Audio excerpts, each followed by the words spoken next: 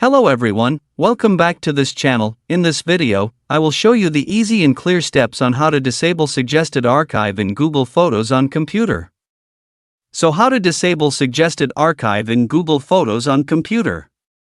Make sure you keep watching this video until the end.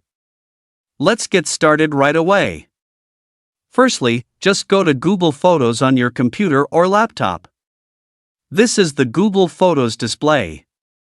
Next, move the cursor to the top right of the screen. There are lots of menu options here. Next, tap the Settings menu. Now here you are in the Settings menu. And here there are lots of setting options that you can use. Scroll down and look for the Suggestions menu. Now you have found it. And tap the Suggestions menu.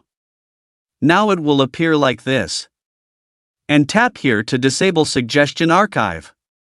The function of this feature allows users to disable archiving suggestions in Google Photos so that photos are not automatically suggested for archiving.